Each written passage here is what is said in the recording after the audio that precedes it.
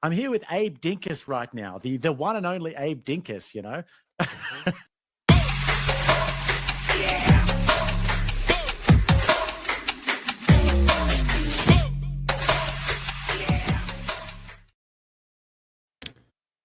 Well, hello, welcome in. Hello. Mo, how the hell are you? I'm doing pretty good, man. Doing pretty good. I'm eager to kind of get into this and do, a little recap and go over the argumentation because I think this is something that is going to be discussed more in the near future. And I think we can convince some people. I agree with you. I think this topic I think it's kind of prescient. I think as we move out of the feels leftist type world that we were living in for a while, and towards a more conservative value-based society, I think things like empathy or the way that empathy is used is going to fall away. Yeah, for sure. I think it's once people realize the history of it and kind of where it came from, and especially how it's used in psychology. I think that's a big part for me. As I mentioned before, I think once we get into this a little bit, I would say a killer argument for it that lands pretty hard, but we'll get into that. Yeah, I saw you said that in the chat the other day, and it got my interest piqued a little bit because I had sat down and wrote out quite a bit for that debate that I had against Teriak. And I figured he was going to come at me with the ancient Greeks and the words origin, because that's usually what he does. He often goes to the Greek heritage of the word and the original meaning. And I was like, okay, I'm going to add that into my opening statement. But I felt like my opening statement was pretty encapsulating to the point where even though he thought he was pulling the wool over, he was actually trapping himself repeatedly without realizing it, because I had already laid out, even if the Greek thing was more of a red herring, that he still chased, even though he didn't bring that up in the debate. I think that what happened is he missed a whole bunch of other stuff that I said in my opening because he was so focused on the fact that I brought up the ancient Greek. And so he got stuck on that and didn't realize, he actually argued against what I'm stating now prior to even arguing with me. Yeah, I didn't catch the full debate, but I saw your opening and I saw a little bit of the middle. And obviously I joined the after panel, which all chaos broke loose after I did that. So that was fun and interesting to do. But yeah, I guess for everyone listening, maybe we should just do kind of a quick recap of the history of the word. Just kind of bring up speed if they're not aware, or they're just kind of hearing this argument for the first time. But so the empathy, the word as we have it today, it actually was coined in the 1900s, in 1909, by a guy named Edward B. Thatcher. And it originally came from a German word that the meaning means to feel into. So the reason this guy, Edward, coined this word is because he was a psychologist and he was dabbling with art students.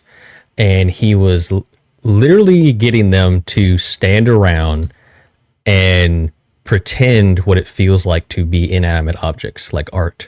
Like, oh, this is what it feels like to be the Mona Lisa. Or, oh, this is what it feels like to be a pillar. Yeah, I feel so strong and stiff. It was just this kind of nonsense, right? So from there, you go into like the 1930s era. It moves from art to human perception. And then a little after that, 60s, it gets changed a little bit again to entering one's personal emotional frame of reference, right? And even to this day, if you go, there are quite a few definitions for it that are worded slightly different. But I'll just bring up, let me see, I'm going to bring up the Webster dictionary, because if you look it up in Webster, it gives you a description, but if you scroll down, it says sympathy is a feeling of sincere concern. Oh wait, no, sorry, that's wrong. Sympathy and empathy are both refer to a caring response to emotional state of another person, but distinction between them is typically made while sympathy is feeling of sincere concern for someone who is experiencing something difficult or painful. Empathy involves actively sharing in the emotional experience of another person.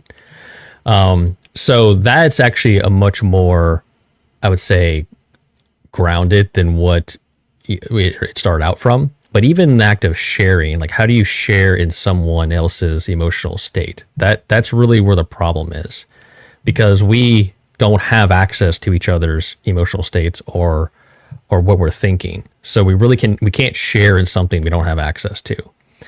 And I've heard different arguments that even came up in the panel where it was, well, they were trying to make a correlation between sharing like a salad or something. It's like, okay, but I have access to that food. I can walk up to it and I can pick it up, right?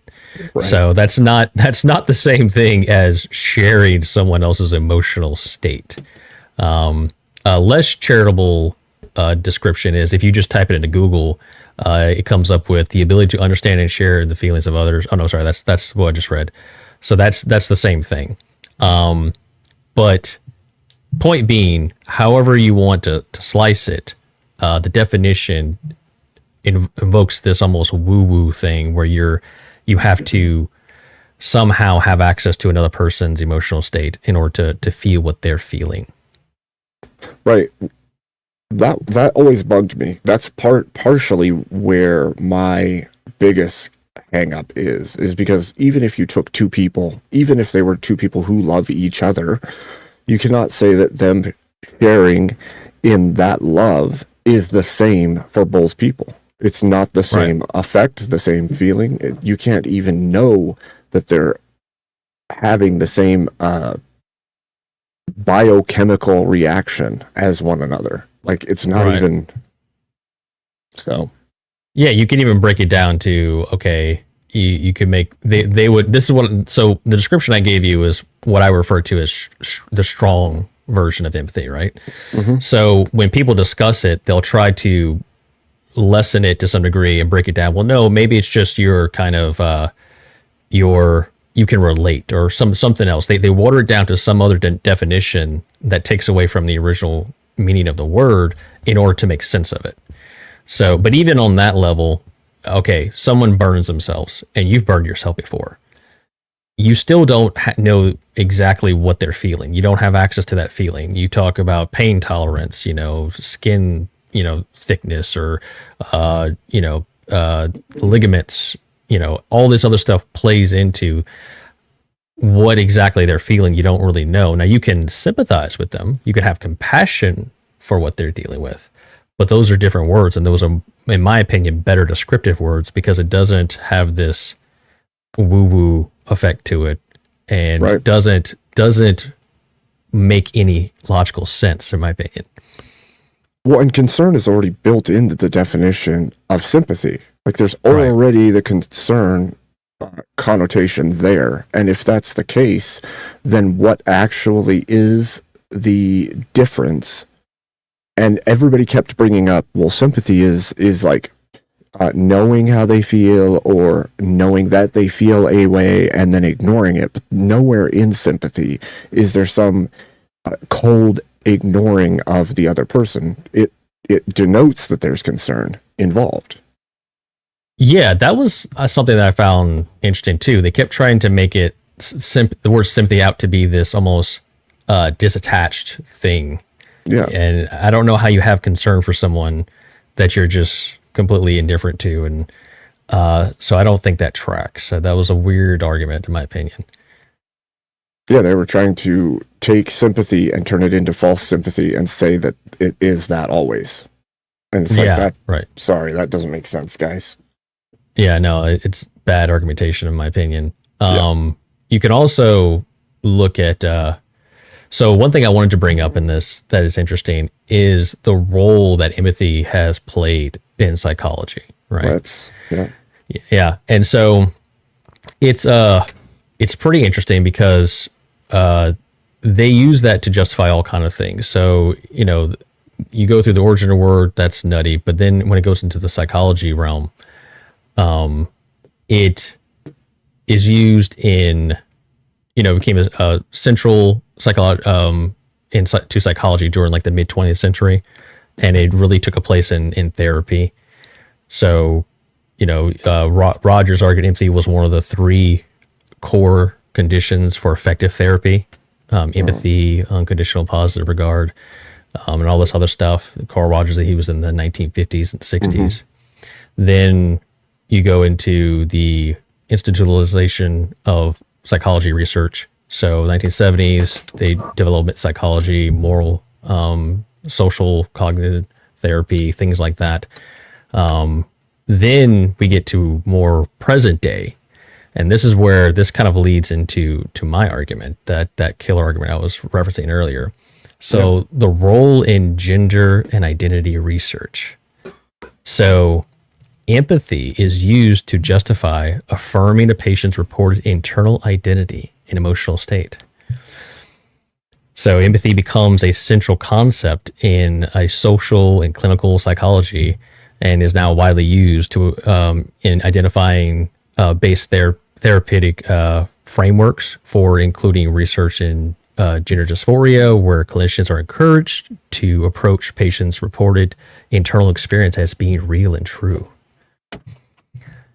So, and you can look at lots of other fields in psychology, even when they talk about, mapping things onto the brain and things like that. Oh, this part of the brain is empathy, and they just label it, right? So it is very much embedded into psychology, and it's also embedded itself into our just society in general. So many people have this very strong attachment to this word. Common parlance.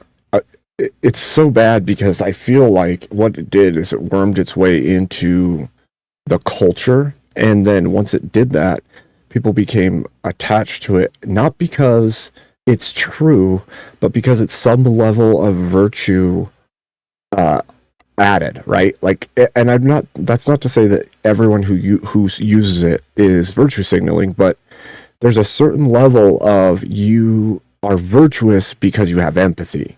And so long as people have empathy, there's virtue there. And it's like, I don't think that that's the case. You could have empathy for all kinds of things according to the psychology. So right.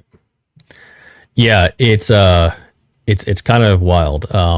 It's definitely got its teeth into society, and people are clung to this because they've been taught, I would say, through propaganda, over the years that, oh, you need to have empathy. You need to have empathy. And how much does this come up in even the political space? How do you don't have any empathy for these poor illegals coming across the border and this and that, right? It's used as a weapon to where, to your point, if you don't have it, then you're some kind of monster. Right. Yeah. Right. It's used as a pejorative. Like if you don't believe that there is empathy, or you don't have empathy as it's denoted by them, then you are a bad person. Yeah. Automatically. Yeah. What's funny too, Mo, I don't know if you found this in your research, but like the original word from Greek, which I argued against in my opening so that he didn't bring it up, was empathia. And empathia was frowned upon in Greece. And the reason it was frowned upon is it was seen more as a social contagion. Like when somebody's really angry and that anger carries over to others, or that person is vengeful and it carries over to others and it causes damage to the society. So it was super frowned upon. And there was literally little laws in place to keep that kind of stuff from happening. So they viewed it as a mind virus, basically. Yes. That's funny. That's funny. It's appropriate, I would argue. Definitely. So I guess let me put this out here. I guess let me spill the beans of what I think is a good argumentation. Okay, so we can start with the structure first. Define empathy with someone, and get them to agree. Okay, is it the ability to feel or experience or share with another person what another person feels? I think most people would agree to that. That's a definition, because a lot of people seem to be okay with the word share, right? Mm-hmm. Which I would say this is a a downgrade from what I would call strong empathy, which is more of like what the original meaning. Yeah. Right. So get them to agree to that. Okay, great. So then you establish, okay, so internal states can be known or shared without direct personal experience or state. So you don't have a reference for it that you can go to. You don't have access to it, but you can still, share in this. Mm-hmm. Logical. I think most people would agree. Yeah, okay, that's great. So now, okay, we have to apply this to gender dysphoria. Okay? Because the common argument on the conservative side is you don't know what it means to be a woman because you've never been to one, you don't have a reference for it. So if that's true, if that's the argument you're going to hold, then you're in a P and not P contradiction. So P1 would be, if empathy is real, then a person can know or share another person's internal experience without having that experience themselves. P2, critics of transgender identity claims a person cannot know what it feels like to be a woman without being a woman. So, okay, so anytime a conservative, if they are dead set on using empathy, even in what I would say a lesser version of empathy, definitionally, you cannot really argue against transgenders anymore because they can just know what it feels like to be a woman. They don't have a reference, but they can empathize with it, so they know. It's imagination land. Yeah. It's literally the acceptance that P can be P and not P at the same time, and that's okay. It's a P not P contradiction. So it's not a consistent worldview, and I think if we bring this up and argue this way, we can kind of convince others to really examine this, because I feel like that's a very strong argument to this made up word of empathy. Definitely. Yeah. Definitely. So that's what I came up with. I don't know. What are your thoughts on that? Do you see any holes? I mean, I think people could try to argue out of it and try to create a solution where it's not equivalent to P and not P. But I don't know how you could do that if it's possible for it to be P and not P, right? So long as it can fall into that boat, then it's completely falsifiable. And it's at that point it's worthless because you don't actually know if it's happening. Right. Yeah, the only thing I could really think of is they would have to basically approach it in a way where they water down empathy even further. Mm-hmm. But the problem with that is if they do that, then they're getting into territories where another word like compassion or sympathy is a far better descriptor. Well, and that's always been my issue, right? It's sympathy, right. And sympathy already has concern in it. So understanding and care are just existing things. You don't have to create a new thing. You have sympathy and understanding, so you help. You don't need this empathy thing where you're in it with them. Right. Like you don't have to be in it to care. Yeah. You don't have to. You have an exact understanding or knowledge of or referent to what they're going through to sympathize or have concern for them or love or any of these other emotions that can be invoked through whatever the situation is. Right. Yeah. Like I said, I don't know of any other way around it other than just watering down the original word of empathy to use some sort of mental gymnastics. Yeah. Which I think the word is in its very origin already mental gymnastics or linguistic gymnastics. Yeah. I don't know, man. You don't want to sit around and pretend what it feels like to be a pillar. It's casting yourself into the art. It actually falls into Ash. This. It falls into this realm of inspired, which inspiration is in spirit, and it has all of these connotations to the witchy world, right? Like I'm going to project my spirit into this thing, and it's like that is gross. Yeah, that's an interesting way to put it. Yeah, it does have vibes of astral projection in it, doesn't it? Yes. Yeah. Absolutely. Take your Gorilla Biscuits for the big 2. And Gorilla. thank you also, Kyleran Emil, for the 2. Oh, Gorilla did 5, I think, actually. Yes, thank you. And thank you for the membership. Okay. So, yeah, I think that's why I've always viewed it as like a more woo-woo thing, because there's this level of not the same and claiming the same. It is that P not P issue in my head. You can't be having the same emotions because you don't have the exact referential, and you don't have the same brain, and you don't all these things that fit together to create the experience that person is having. That Right. you would be required to also exhibit all of those exact same things in order for that to happen. Yeah, it's for me it did come to like a philosophy problem where it's like you're looking at the way it's being used and understanding the history of the word and trying to make it work logically just didn't make a whole lot of sense for me. And I've had this conversation with others too in the past briefly, and it was on a completely different panel a while back, and it wasn't received with the same I don't know what you want to call it, aggression as it was this last time. But just discussing it then, I was like, there's something here. Like a lot of people, they use this. It's embedded so much in psychology. They use it to justify all kind of nonsense. I don't think they're really aware of the effect in psychology it has, and also just in society in general. To your point, where people, you either have empathy or you don't, and it's used all the time to beat you over the head with it. Well, and the spin-off of it was like all the other movements, right? I'm an empath, and all of these things came from that denotation of the word in 1905 or 1908, whichever it was, and it's just spun from that point forward. We just see it growing in this weird amalgam of everything psychic falls into this basket.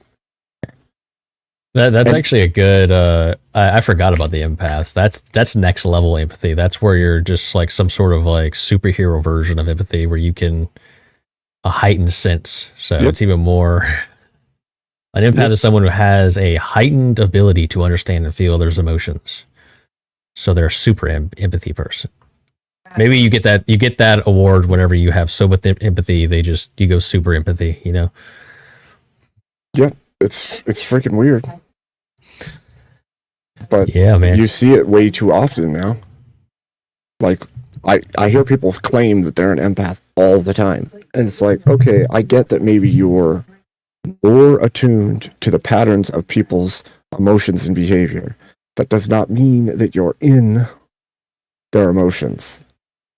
Yeah, like, it's such a weird thing.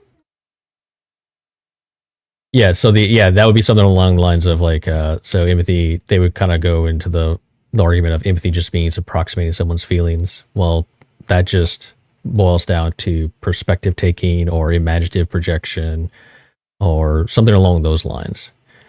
Right. Doesn't require this other word that they're so dead set on using and not letting go of. Well, and it would be one thing if the word had a specific meaning, right? If the word had a meaning of empathy is sympathy and then taking extra action after the fact to help the person. If it was something like that, then I would buy the word. But the problem is it's not that. All it's doing is piggybacking off of sympathy, but putting the person who's feeling the emotions, who isn't actually in the situation, in the exact same shoes as the other person. That's a good point too. Now that I think about it, empathy, the word itself, you look it up, it has all these different definitions. Even going through time, and even currently, there's like multiple definitions. There's not really a like really well defined where everyone agrees this is what it is. And when I was looking it up, doing research, I ran across statements of, well, empathy is still being debated of like what it even is and what it means, and so it's even its definition is just ambiguous and just this like nebulous thing that doesn't have an actual concrete meaning of what it is. Yep. It's because it's all emotion based. And so long as it resides within the realm of emotions and psychology, you can utilize it however you see fit. I think that's the whole point of the word. Like, I think you create this wishy-washy emotional word that gives you some level of power and virtue in the world, and then you can fling it around every which way you want. Yeah. They have a label that they can, prescribe to whatever they want. Even going back to even the brain mapping, like they even have it on there. Like, this is this part of your brain is for empathy. It's like, okay, so you've labeled it that, but it's this nebulous thing that you don't even know what it is, but that's what it is in the brain. Okay, great. Well, and so one of the natural steps I've seen people do, Mo, is they go, "Oh, you don't believe in empathy because you don't care about people." And the fact is, it has nothing to do with that. Like, I do care about people. I do think that human beings deserve to be treated with dignity. I do. My issue is that you've created a word so that you can be selfish enough to claim that you are in the emotions of others, rather than just saying, I've been through some hard stuff too. I could understand how this is hard for you. It doesn't mean you're in their emotions with them. That's a ridiculous claim to make. Yeah, that falls into like the same realm as like the leftists are like, oh, are you an ally? Are you an ally? Yep. You're not an ally? Well, then you're the other side. You're evil. Yep. It's this very polarizing definition that people try to find out if you are or if you're not, and if you're not, then you're the bad guy. So but I got that too. I got that too, where they were come after me like, have a heart, Mo. It's like, I do have a heart. Right. Just because I don't like a word doesn't mean I'm like a cartoonish bad guy trying to put people on train tracks or something. Right, exactly. And to Snizzler in the chat, I would say, look, you say sympathy has nothing to do with understanding, but the word concern is in sympathy. And concern would mean that you have some kind of investment in that person, in the other person's state. And with empathy, by no means has it ever been shown to me that you have to actually have an understanding of the situation of the other person. The claim that you're empathetic to others, even if you've never been through and have no claim to have understanding, you still have empathy somehow, even if you don't understand any of it. And that's one of the arguments that kept getting brought up is, well, they took the time to understand. They took the time to research. It's like, no, if empathy is an initial response, then why is that response there absent the understanding? It doesn't fit. Yeah, and I don't, that's also, I find interesting. People have this really hard pushback on the word sympathy. Like it's like not valid, or they try to make it something that's not. I think even in the chat, he said sympathy is about pity. I don't think pity is in the definition of sympathy. I think that's two different words, but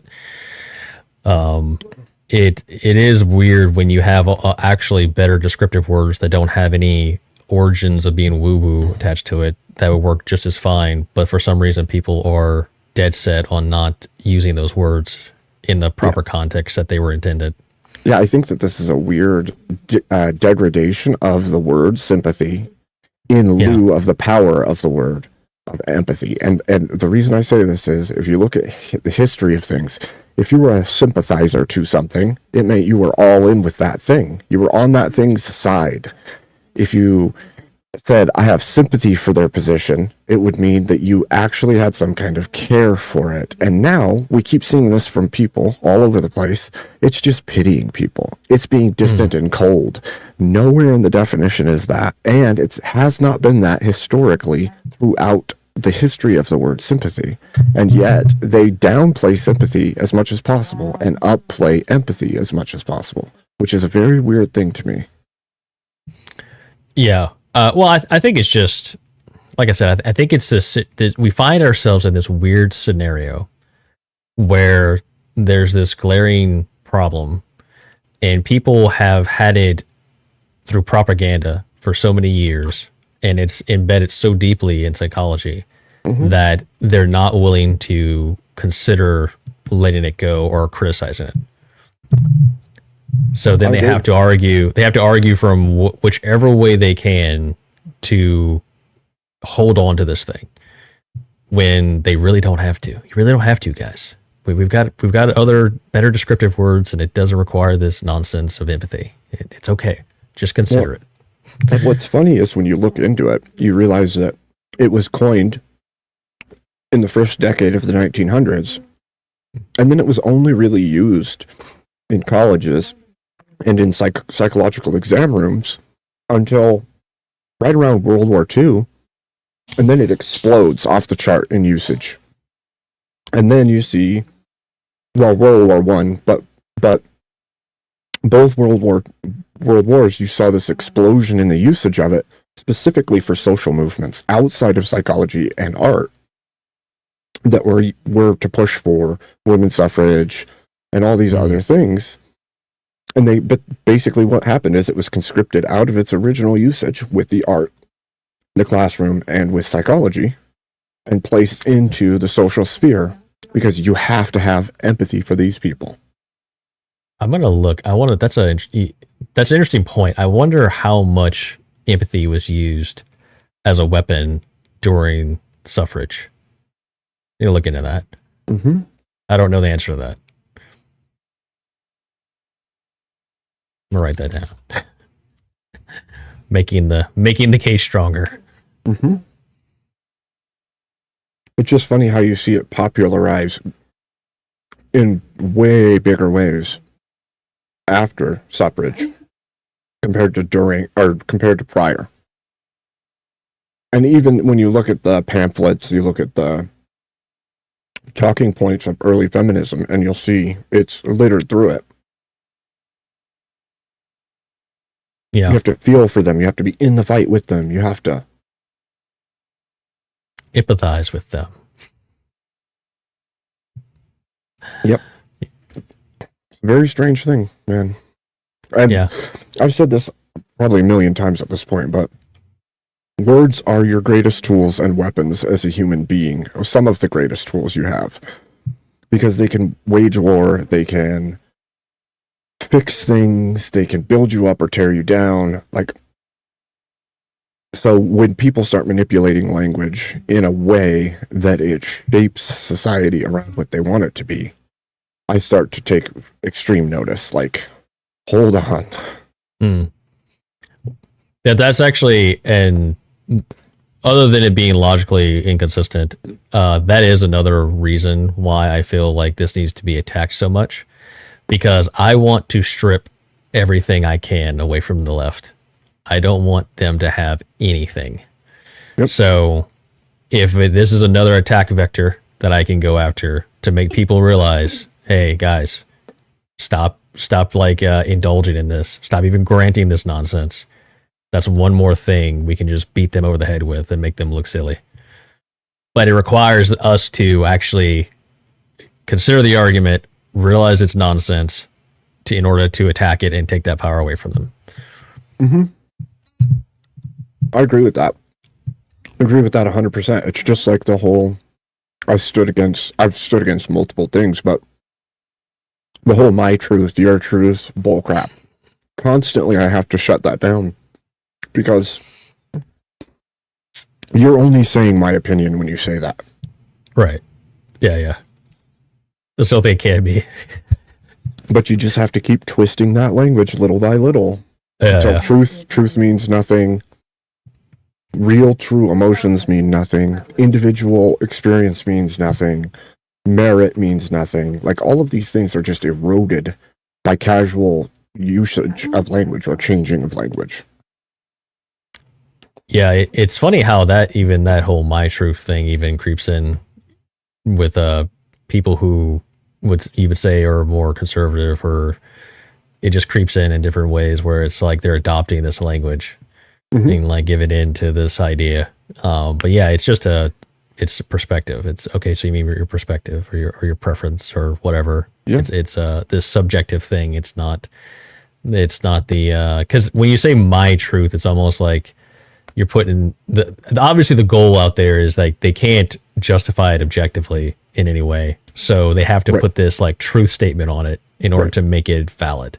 Power. And power, right? Mm-hmm. They have to give it some sort of power that seems to be outside themselves, but it really isn't. Right, and it's like generating an arbitration for yourself in the position of judge, right? So you're like, because I say this thing and it's my truth, it makes it true objectively, and so now you're just the judge of the universe. Because if you can say my truth and it makes it true, then anything you say that's my truth is true. Well, you're God at that point. You're just taking that position for yourself, right? Yeah, a lot of arguments put the person in what you're saying, basically their God.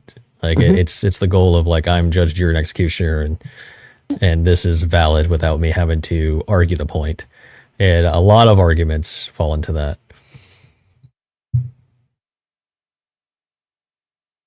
Uh-oh, you're muted. Yeah, especially if you're coming at it, from a really leftist position. Oftentimes, what I find is like you could watch an argument, not from a full blown debater, because oftentimes they understand better. They get what that language means and they're careful about it. But if you're just in a verbal argument with somebody who has very left leaning views, you'll hear them using it as if it's like it just sinks right into their conversational language usage, like it's true. Like, if they say this thing, it makes it true. If they say, the same is true for a bunch of things, right? For instance, if we use the word empathy, you're supposed to, as the observer, as the outside person, objectively believe that person is actually experiencing the same emotions and understands it that other person is. And it's like that, it's the same begging the question of the gender question, of the my truth question. It's all of it is, you have to believe this thing I'm telling you, even though you can't know it, prove it. I can't prove it. I can't show it. None of it. And you're just all supposed to agree.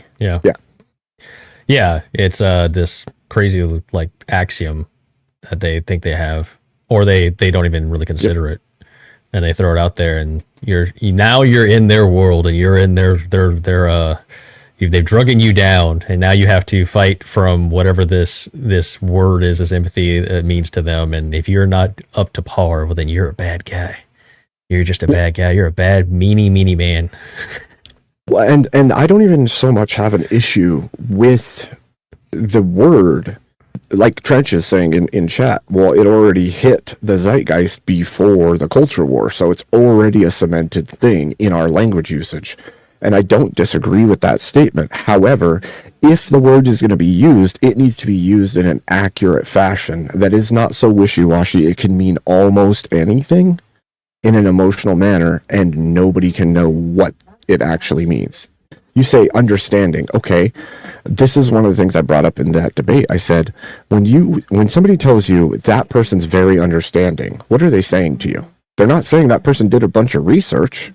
They're not saying they looked into everything. They're saying that person's kind. They're saying that person's a good person. And so when you look at things like empathy, it starts to change that meaning a bit, doesn't it? It gives a virtue. Again, it's because this person is understanding and sharing in it, they're a good person. That's the automatic response to the use of empathy. Trench is leaning into he wants to just start using simping more. That's what he wants to replace it with, it seems like, in chat.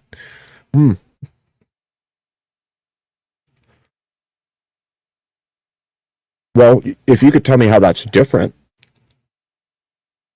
I would disagree.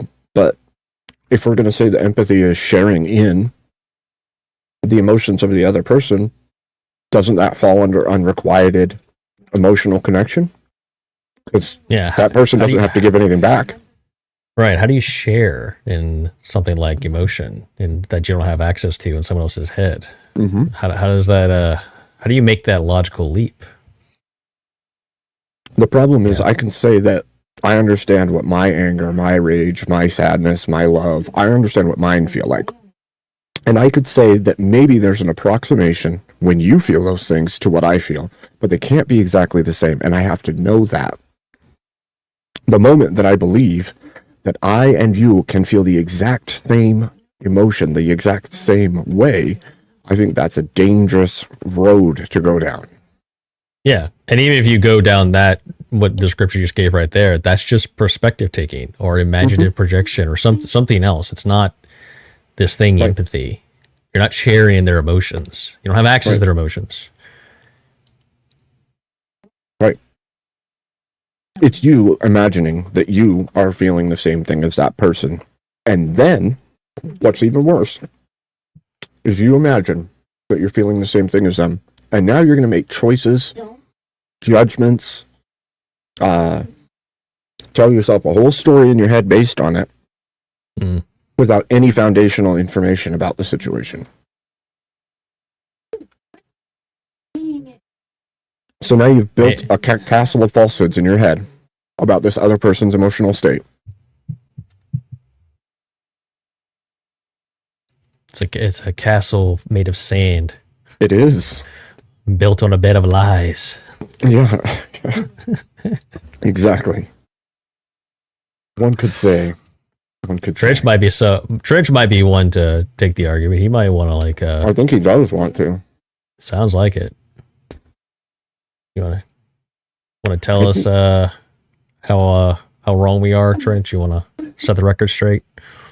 You want to duke it out with with Trench?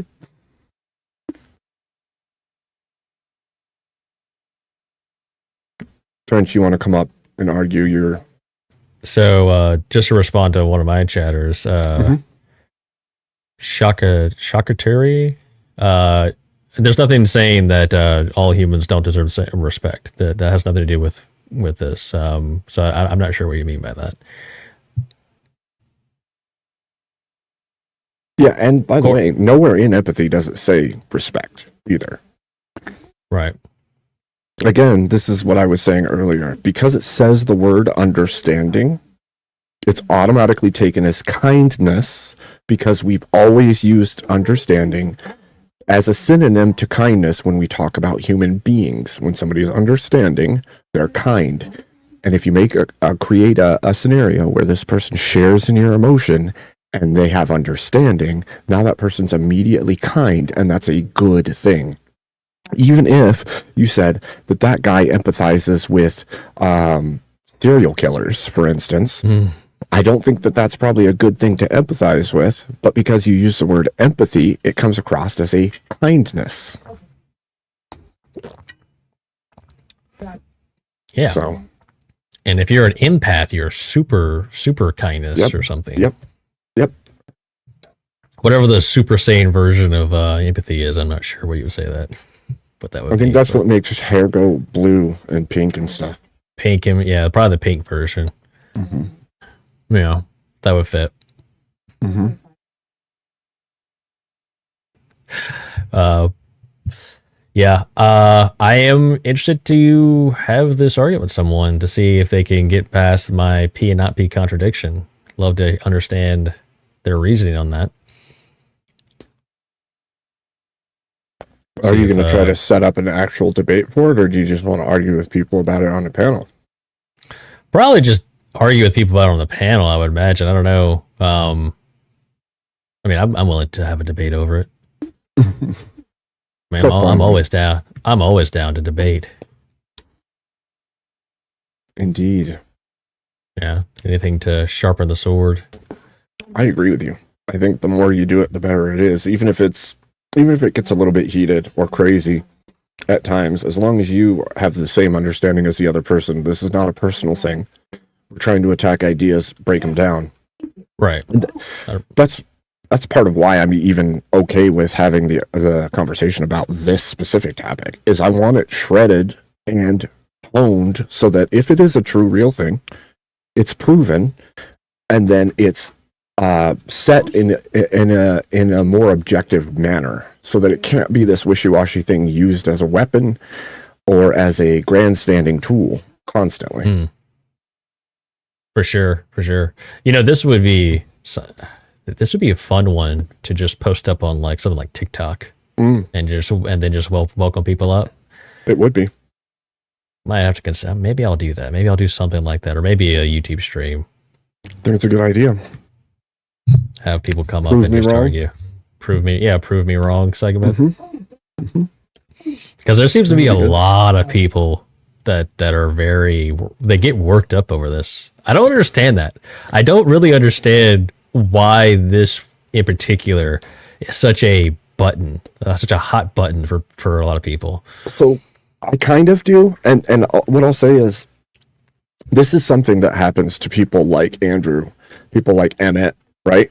There's this weird thing inside of modern day humans' brains that if you disagree with an argument, not with an actual thing, with an argument about a topic, because you don't see the logical consistency in it, then that automatically attributes something to your character as a human being. So if I took devil's advocate for something and somebody sees me argue that devil's advocate, whatever I argued is truly what my moral center is, and I'm evil if it's something bad. So like when Emmett argues that marriage should be enforced, and anybody who leaves a marriage unjustified leaving of a marriage should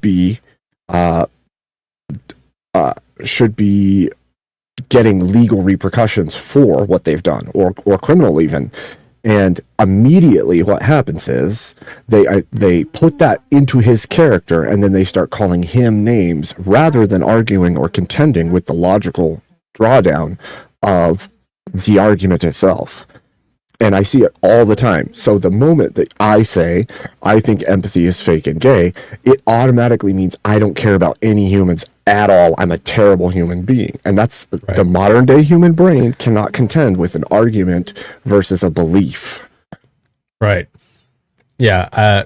I see that a lot too, especially with Andrew. One thing that I've noticed a lot, and this is other people this happens to as well, where like you're saying, they'll take, almost like an aggressive internal critique, and they'll live inside this proposition that someone thinks is right, and they'll start arguing in that framework.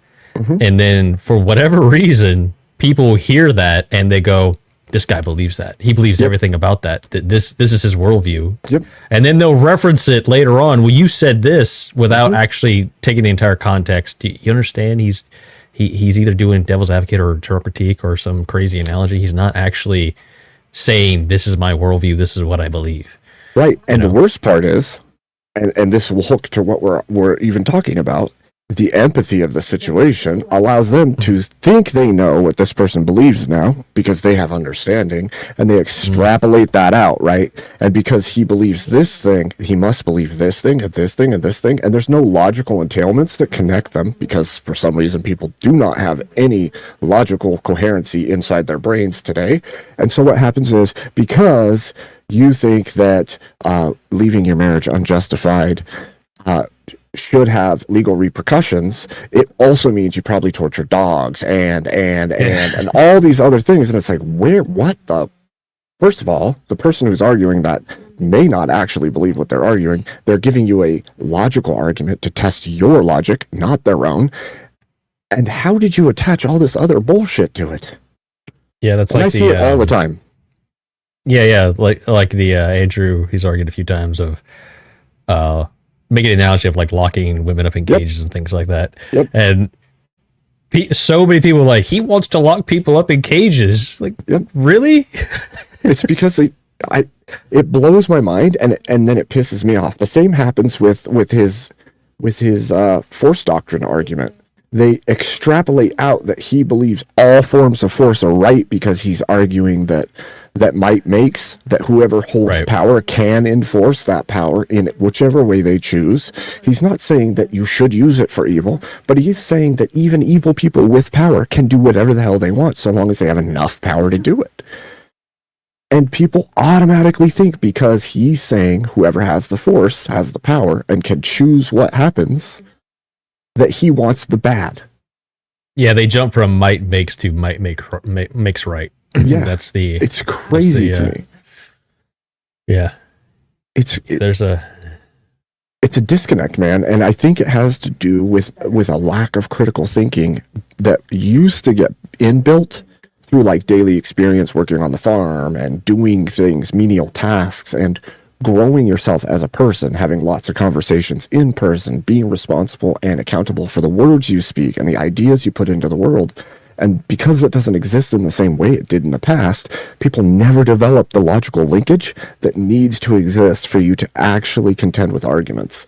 And so a huge swath of the population today will automatically attribute whatever you say in an argument to be your moral compass. Yeah, I do wonder though, especially today, debate has become more and more popular, especially online.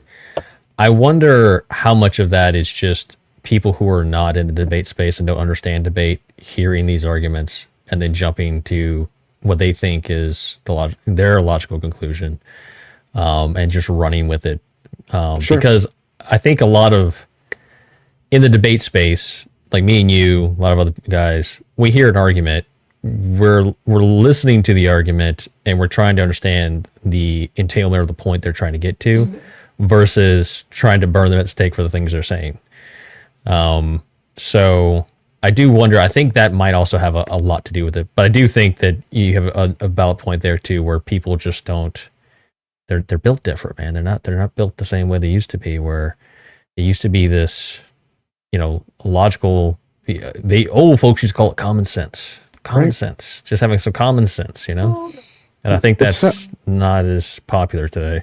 It's the whole thing of why we ended up developing the question of how would you feel if you didn't eat breakfast today or this morning, is because there's this weird thing where if I ask you if it was the case that, and then I lay something out, you shouldn't automatically believe I'm saying this is my belief system. You should be saying, oh, this is a scenario I'm trying to think through that he's proposed. And somewhere in our modern world, if somebody's like, what would you say if something happened, right? What would you say if a car hit the side of your house and turned into a taco somehow inside your and then they automatically attribute pieces of that to you as a person. And it's like, did you not hear the part of what would you feel, or what would you think, or how would you deal with? You're asking a scenario-based question, and then there's no connection in the mind to think, what would I do? Instead, it's, you're a terrible person. Yeah, I've so since getting into debate, I will say that personal interactions with friends and family has changed quite a bit. It does. Especially just understanding, kind of trying to understand their arguments and then trying to dissect an idea with them. But I also do see what you're talking about, where in people who are not used to debate, when you try to give them an analogy, or you try to do like reductio reasoning with them, there's in some senses they're so concerned about, is this a trap, or is this some sort of like they're trying to win an argument, and they don't even want to engage. Right. So right. I have seen that a lot, actually. Well, it's even as bad from what I've seen as the moment you start doing any level of Socratic questioning. When somebody says a statement and you're like, well, why are you led to believe that? Instantly there's this offense, like, what, you calling me a liar? Like, no, I'm asking. I'm legitimately asking, why do you think that is the case? But instead of them saying, oh, I think it's the case because of this, well, they don't actually self-examine on a large enough basis. They just get angry because they're not sure why they believe that thing. Yeah, that's common too. People, they repeat things, and it's almost like I refer to it almost like a old wives' tale stuff, right? It's these things that people repeat over and over again, and they don't really know why or have any reason to explain it. And then they repeat it, and then someone like yourself or me asks, "Well, why? Why does this thing do that? Why do you think this?" And you're right, it does. It's almost like you're questioning their internal being or their soul or something. Yep. Yep. Yeah. But I think that plays into this exact same topic that we're talking about, because if you believe that humans can experience the inner world of another human being, why would you not attribute things to people that you're having a conversation with if you believe that you actually can feel or experience their inner experience or inner world? If you actually believe that's the case, then you can make any claim of another person because you have empathy, because you understand how they feel. You understand what's going through their head. And I think that it gets used like that very often, at least as post hoc rationalization inside the minds of the person making statements about another person. Yeah. Yeah, that's yeah, it like I said, it's wormed its way into the collective vocabulary, and it's probably going to be a pretty hard thing for people to get over.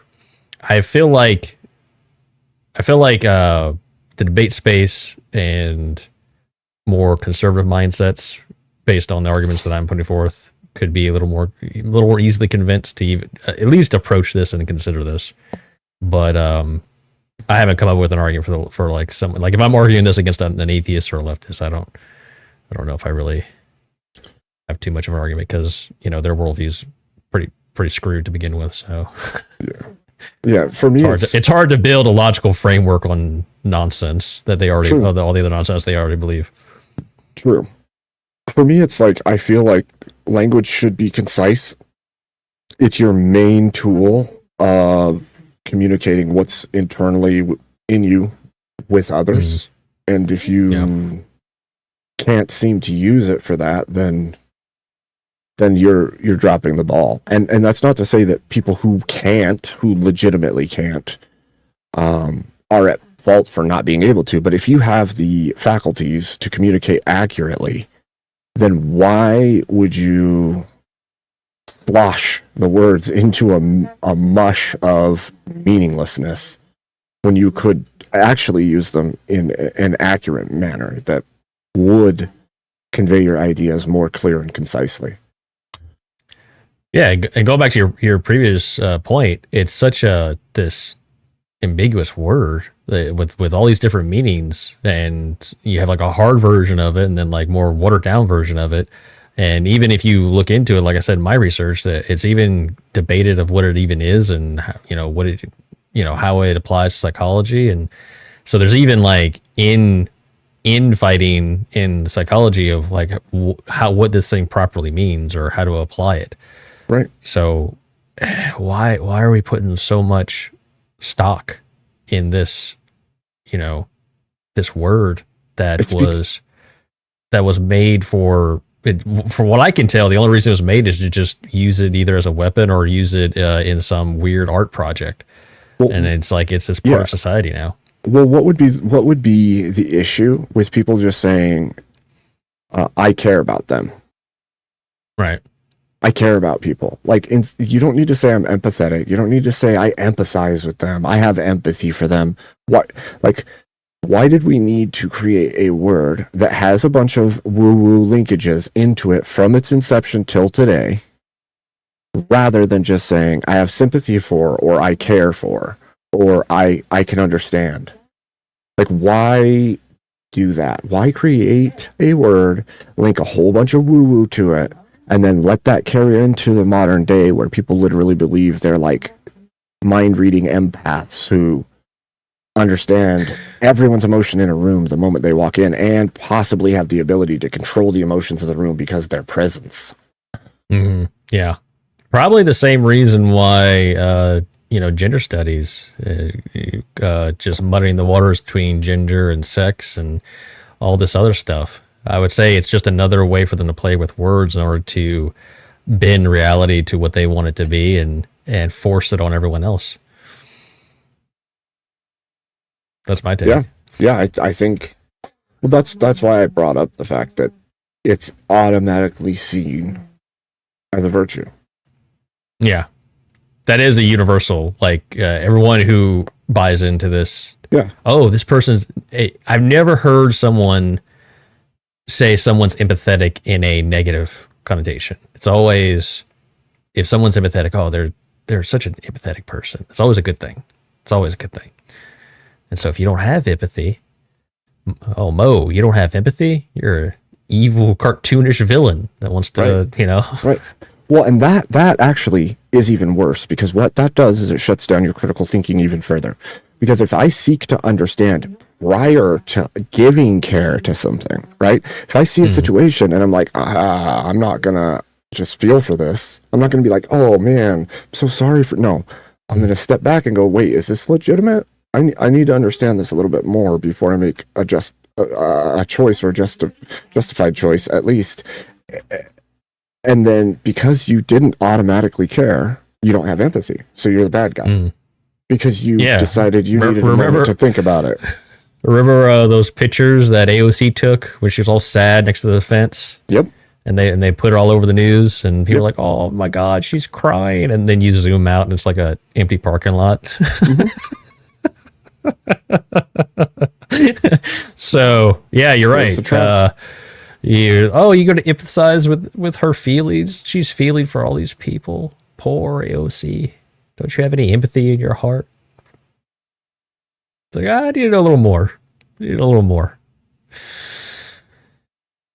a good point. It is. I think that at least in part, a large portion of the time, it's used to shut down critical thinking. Just like all the other things, just like my truth, just like all of them are ways to cancel out your seeking to look further into things rather than accepting them because somebody said it. I feel like I'm making this argument just the stronger the more you talk, Abe. Good. Because maybe you can take it somewhere and thrash it so hard that it sticks. I'm hoping. I think that's a good point. The shutting down critical thinking part, that is another valid point in how it's utilized today in common language with people. Yeah, it's very true. Like, if you're not given justification for why you should have empathy for a situation that's going on, why would you have empathy for the situation that's going on? Right? Like, if I just tell you a story about a group of people that are being oppressed in an area, and then I lay out all these things about how they're being oppressed, and you feel empathy for those people, and then somebody starts talking about a topic somewhere else in your life, and you're like, oh man, I heard about these people, it's really terrible, and this and this and this, and then you relay that story, and now you've spread that empathy to someone else, and maybe that original story was completely false. And if that's the case, you just gave empathy to something because your emotions ruled the situation rather than your critical thinking. And if you didn't go look and see if it was an accurate statement, for all you know, the people who were claimed to be oppressed are actually the oppressors, and they're toppling other people's lives and destroying everything everywhere they go. But you have sympathy for them, or you have empathy for them because you heard a story. Yeah. This group of people were driven out of the city and persecuted, and they wanted to lock them up. Oh, then you come to find out they were like cannibals or something, and murdering people or something crazy. Exactly. Yeah. And the worst part is, like, it's all in the eye of the person, right? It's all perspective based. So if somebody who was doing wrong and has something happen that should happen because they were doing wrong, they're going to complain. We've seen this a lot, right? You see it in relationships. So-and-so left me. They were a terrible human being. But then come to find out, the person who's saying all those things is actually the bad person. They were doing really shitty things.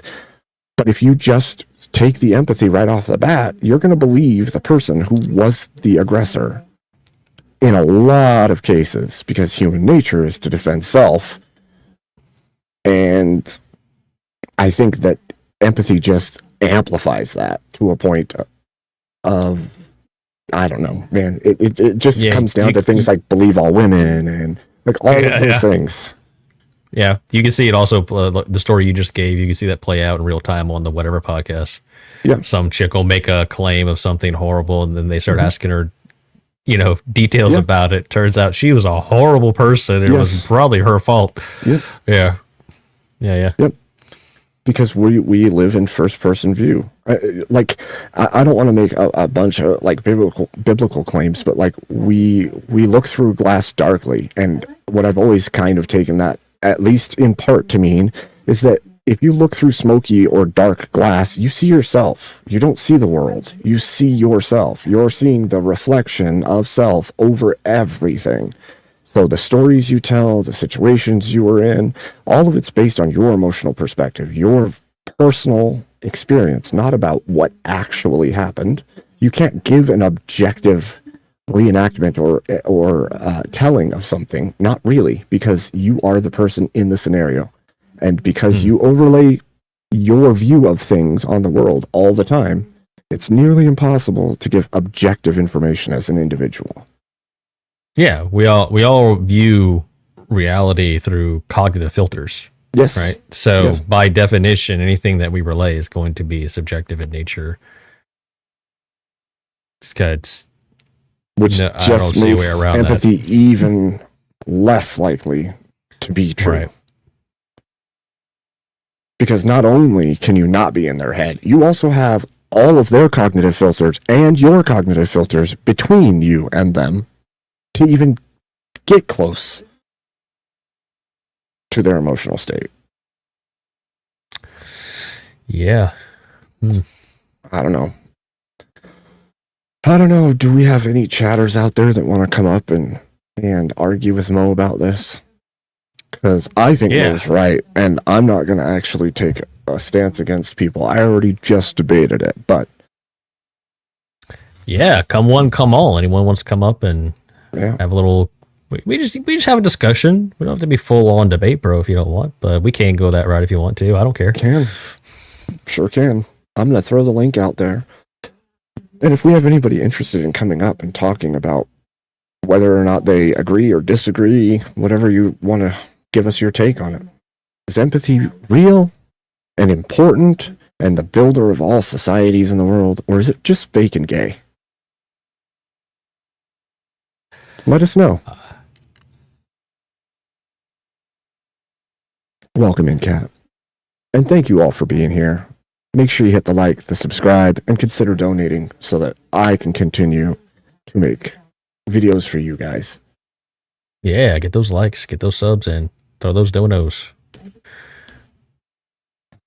Show's not free. It's true. It's not free to produce, that's for sure. So yeah. So you got any debates coming up? I don't right now. I don't have anything set. Actually, this last couple weeks, I've been having a bunch of physical, like bodily pain issues and stuff. And then that leads me into worn down immune system. So then I'm sick. But I think I'm on the uptake. I'm hoping, because I need to get back into, like, I was getting into doing my weekly series of Young Men, It's Not Your Fault, But It Is Your Fight. I like that. The series on every man in history, especially young men, went to war for their countries, not because of something that they did, but because of what past generations did. And we are in a time where we don't realize all of history has been that way. And it is the duty of a man to rise to the occasion in the world he lives in and be the man that the world needs him to be. So I want to lay things out. That's a solid point. I think that is something that is missed, because I talk to a lot of guys, and it does seem like a lot of guys have this feeling of, well, I didn't cause this, and everything's just messed up, and why is it my problem? And it's like, well, you can look through history, and there were pretty much any point in history there was something that the men of that time had to deal with in some way. And it wasn't always necessarily their fault, but it might be their responsibility. Yep. Well, I mean, look, even if you, in your home right now, if out of no fault of your own, the pipes burst, do you have to deal with that? Right. Okay. Well, guess what? That's how life works. There's going to be things that are outside of your control. It's your responsibility to control your life. And if you have a family and you're a man, then it's your responsibility to care for them as well. So I think that we have gotten really far away from I want to call it like extreme accountability. Like, even though there's going to be things that happen to you that suck ass, that are really hard to deal with, you still have to deal with them. You're in it. You're in your life, and the things that come along have to be dealt with. You can whine about it. You can say the world's effed and I can't do anything about it and give up, but that's how the world falls apart, one man at a time. So Right. Yeah, for sure. Yeah, it's for me, I never really could relate to that where, you know, like something goes wrong and it's like the end of the world. Like guys just like lose their minds and they get all emotional. For me, it's more of, okay, here's a problem, and then so it's like you work through it. I always look at it like, you know, one day I'm gonna look back and this is gonna be a funny story. Right? Like, oh, my pipes burst and there was water everywhere. That's a story you tell your buddies. Like, oh man, I was about to go do this, the damn pipes bursted, then I had to spend, and then I was up till 3 a.m. trying to, like, you know, fix this shit. yeah. So yeah, that's, I don't know, that it never really, stuff like that really doesn't, I guess, cripple me if I'm being honest. But I talk to a lot of guys where it seems like the littlest thing, it's like goes wrong or doesn't work, and then it's like, wow, it's all just because, you know, everything's horrible and everything's working against us. You know, actually, I actually think something that ties into that, and maybe this is a hot take, but I feel like a lot of the reason so many guys feel that way, especially guys who are chronically online, is because of all this manosphere shit. I feel like yeah, I think the manosphere has like turned guys into hedonistic animals where if things right aren't going easy all the time, everything should be right. Yeah. Like there's no love of grind anymore, or, you know, accepting the suffering situation to get to a better outcome. Okay, well, here's my hot take. Adversity breeds success. Because people that know the struggle and drive to get through it will have a harder, stronger drive and a better testimony to other people to help them do the same. People that don't have to struggle, don't understand. And if you were pampered your whole life and something bad happens, guess what?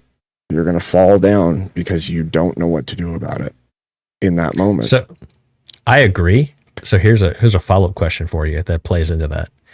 And I'm still mentally trying to work through it, right? Or trying to come to what I think is a good solution, right? So in that regard, right? You got kids. I got kids. Where's the line? How do you navigate that boat to where you have this need to provide and care, and you want to give them the best life possible, but at the same time you recognize that they need to struggle in order to stand on there? I have ideas of what that looks like, but it's just one of those things where I guess what I'm saying is I don't have like a complete blueprint. I just have pieces. So I think that one of the things you have to do is you want to not give them the answers right off the bat. You want to not help them right off the bat. It doesn't mean that you're distant or cold. You want them to know that you're there, but you also want them to know that they need to try to figure it out on their own, because in this world, there's going to be very few times where somebody's going to step up and help them or do it for them when they need something done. And so they need to learn that self-reliance. Now, I might say to my sons, you need to figure it out, and they'll probably whine about it a little bit, and I'll say, I'm sorry, I can't help you right now, you need to figure it out. And sometimes they'll figure it out. Sometimes it'll be a little bit beyond them, and I'll actually step in. I'll be like, okay, I can understand that this was hard. I'm going to show you how to do it, so next time you don't need me to do it for you. And so I think that there's a level of don't be cruel, but also don't enable them to do nothing. And so that's the line. The line is don't be like, I don't care at all, and don't be, I'll do everything for you. It's somewhere in the middle ground. But you always, I think for me, I always want to make them try to do it on their own first, because I think there's learning in the trying. Right. Yeah. I think that's pretty good. I like that. That's kind of what I've been applying. I'm a new dad, so both my kids are very young, but even down to little things like what you're saying, like so the 2-year-old, she's just now like getting comfortable dressing herself, right? so she struggles with it. Like put the shirt on her. I might put her on like halfway. Okay, now you got to figure out, put your arms in, and then not help her. Like, no, you got to figure it out. Then she'll whine, and then she'll finally get it. I think that is an easier task. I feel like it, and I'm just guessing here, but I feel like it might become more muddy the older they get. Yes. Right? Yes. Yeah. Because I'm probably softer sometimes than I should be, but I also was raised with a father who did things like, your mom's vehicle has something wrong with it. You need to go figure out what it is. And it's freaking snow on the ground, and you're like, I don't know what to do. It won't start. And you just have to figure it out. And it didn't matter if you asked for help. It didn't matter what you said. You needed to have that done, and it needed to be done today.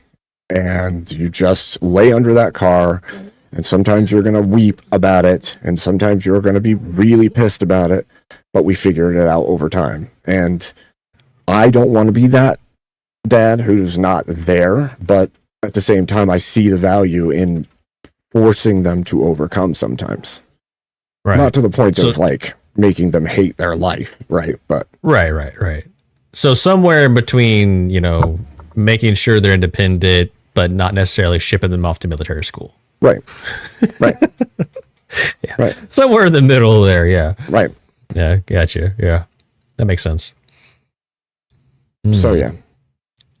I think it's hard because every individual human being has their own personalities. What you find, especially as a parent, is that you could have children raised in the same household by the same parents with the same rules, with the same belief systems, everything, and they will turn out completely different. Their outlook on how they save their money, how they use their money, how they clean, how they organize, everything about them is completely different. They're raised exactly the same, but somehow they're completely different.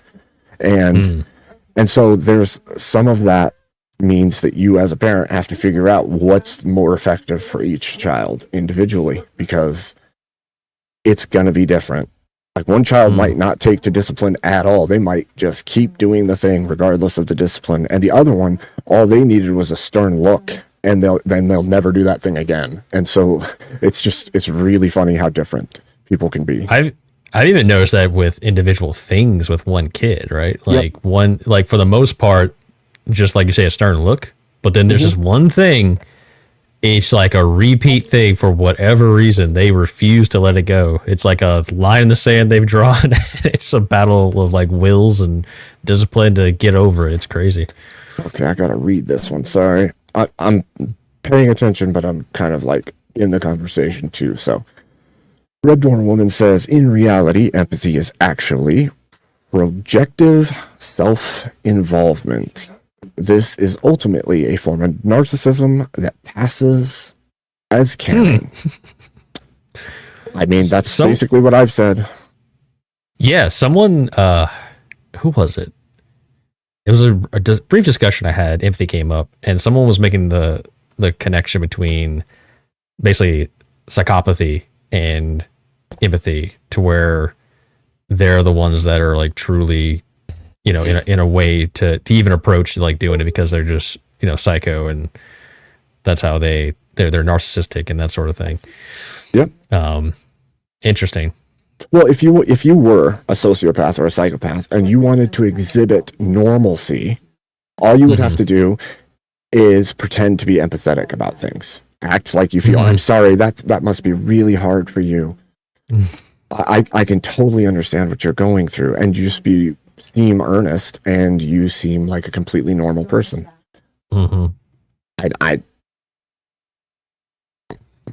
What's worse is that like the belief structure built into this and the virtue built into this as time has gone on makes people feel like they're some kind of virtuous paladin as long as they feel bad for people and outwardly show that they care.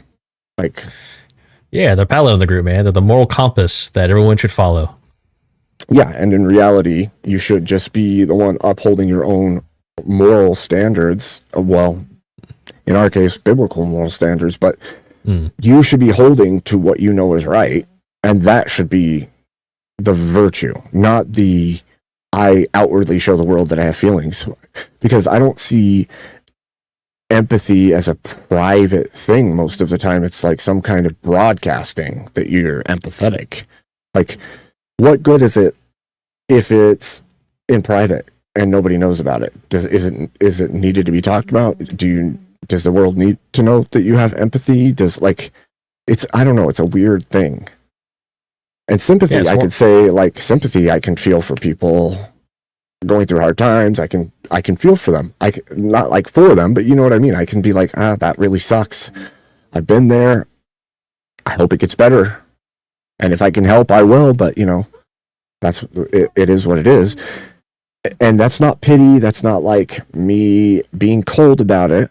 That's me understanding, man, that sucks. But that doesn't entail me being in that same feeling. Like, I don't know what's going on in that household. I don't know why they're going through that thing.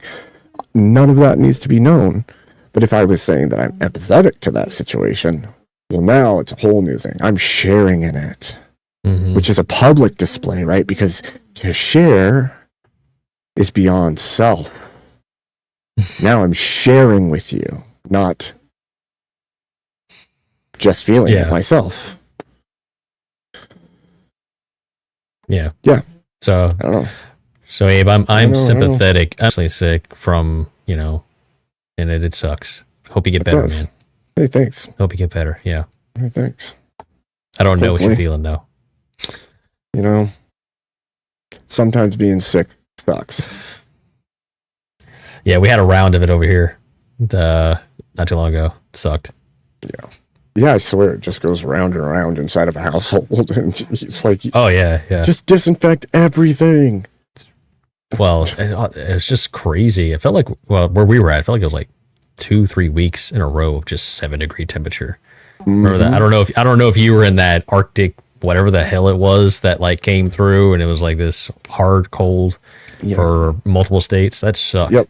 So usually we get it before anybody, and then we get it at the tail end again. But like this time, it's been really weird. Like, we've had below zeros off and on, but it's been the weirdest freaking weather this year. Like, sometimes it's 30 below.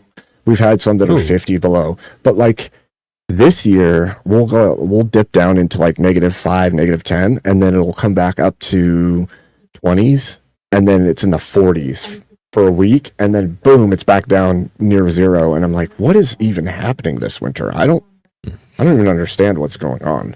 And you guys got frozen across the South and the Midwest, and I'm like, okay, you're sure. I don't know where you're at, man, but that's crazy weather. You're a braver man than me. Going down into the teens is enough for me. I'm good. I don't need to go in the negatives. Yeah, sucks when it gets that bad. Actually, it's pretty hard. Yeah, it's pretty hard on things. I thought Trench would definitely come up here, and I think he said he was at the shop or something. Oh, okay. I'm just gonna say he ran away. That's what I'm gonna tell him. At least he ran. Yep, he ran. That's what I'm gonna say. That's sad. The narrative I'm gonna go with, and he'll have to empathize with my feeling on the matter. Yeah, because he believes in it. Yeah, yeah, exactly. But see, even when we were having this conversation this evening, people are bringing up the not caring about people. People brought up in my chat. People brought up how conservative right-wing Christians are screwing up everything because they don't allow people to think correctly. And I'm like, what are you even talking about? We're literally discussing the meaning of a word. We haven't brought up Christian principles. We haven't brought up scripture. We haven't even brought up straight conservatism. All we've brought up is that we think this word is inaccurate to reality. And you're in my chat saying that we screwed up all of society and we're the worst thing that's ever happened to anything because we're trying to understand a word. Yeah, the only comment I got on my stream is some guy saying that somehow we're saying humans don't deserve respect or something to that nature. So it's like, okay. It's so weird to me. Never came up in the conversation. Don't know how you're making the leap. It's this need to defend this thing, man. People, once again, it just is surprising to me, like how much of a like visceral reaction people have to this. Yep. Doesn't make sense. So, Are you defending the word? Or are you defending your virtuousness because you think you exhibit it? Yeah. Maybe it's a scenario of like they've been told like they're a very empathetic person, and now it's part of their identity. Yep. Yeah. So other than, I guess maybe like a handful of people in your chat, you and me, the only other people I've talked to that agree with me is like one other guy, and then Emmett apparently agrees because Emmett's very analytical, and I think he thought this even before I brought it up because he was on another panel. He said it was fake and gay, and I was like, yes, exactly. Yep. Yeah. So. Yep. But it's okay. We're gonna convince him. It's gonna take a while. Just gotta give the arguments out there. Gotta go back. Gotta wrestle with this. We're gonna get more and more on our side. Loving your fellow man and caring about their well-being is not the same as empathy, people. And it's okay to have one and not the other. Mm-hmm. It's okay to attack this crazy psychology nonsense that justifies all kind of horrible things like the gender dysphoria. You know, people are really a woman because they can feel what it feels like to be a woman without ever being a woman. It's okay. We're attacking the whole structure. We're gonna knock the legs out from under it. You just gotta come along with the ride. Yeah. And it's actually really crazy too, because when we look at, you talked about the inception of the word into popular culture and the recoining of it from the original Greek and Latin roots, right? And sympathia and empathia both come from the same roots of language. And it's funny that one has basically held its meaning the entirety of the time, which would be the sympathy or sympathia. But the empathy one is not so much the case. It's got this weird, windy history of selling more than is possible within the word, I think. And that's the one that they consider to be a mind virus. So that's also fascinating. Yep. Frowned upon, looked down upon, not liked, thought to be it's exactly that, because when people get the mental belief that they have other people or completely get what's going on with them, well, then outrage becomes completely contagious. Love is contagious. Every emotion becomes completely and utterly contagious, because as long as empathy exists, you can feel what's in other people. If you can feel what's in other people, it could be catching. Could catch the emotions. And then, well, what accountability do you have? You just caught that emotion from somebody else. Yeah, shutting down critical thinking. I think that's a solid point that you made there. It's a framework and almost a tool to shut down critical thinking and make you pick a side. And if you don't pick a side, then you're not empathetic, and then you're the bad guy. Like I said, you're the cartoonish villain trying to put people on train tracks. Right. Well, isn't that the point of like all of the questions? When people are like, do you stand with this place? Do you stand with that place? Do you stand with BLM? Do you stand with? They're asking for your empathy on something you have no idea what's actually happening. But if you don't agree with the stance they have, guess what? You're the bad guy. Yep. Yes, sir. Yeah. Yep. Going back to the whole believe all women and all that. All of it. It's been a constant like railroading of the mental state of the general populace. You just keep guardrails up, utilizing the if you don't believe what we believe, you're bad. And it's almost always based on compassion and understanding of people's plight. And so there you have it. It's like a wagon. Like, get on the wagon. The empathy wagon takes you where you're going to go. And don't think about it yourself. Just trust that the empathy wagon's going the right direction. It will make sure you're virtuous. Make sure you're on the right side of history. Yeah, exactly. Yeah. No, I think that's another angle, the strong argument of, listing the things you just listed, believe all women. These are things that are pluralized. pluralizing. Why can I say that word? Polarizing. Polarizing. Thank you. Polarizing. Brain shutting down. It's late. Polarizing. And you have to pick a side. And just so, and that's the same way empathy is weaponized today, where it's, are you not empathetic? Do you not have any empathy? It's a very polarizing statement, and you have to pick a side. You're either the good guy or the bad guy. And then it does shut down the critical thinking of the situation. Yep. So that's another angle of the argument where you can paint that picture of, okay, well, even looking, once you go through all the origins and what it means, and I like the Greek, mind virus take, that's pretty funny. And then you look at how it's used in psychology, then you can tackle the angle of, okay, well, now how is it used in today's day and age? It falls in the same category as the believe all women. Don't you believe all women? Don't you want to believe the victims?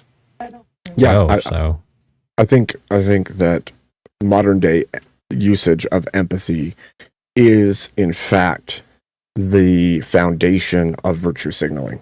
Of almost all virtue signaling is based on some empathetic claim.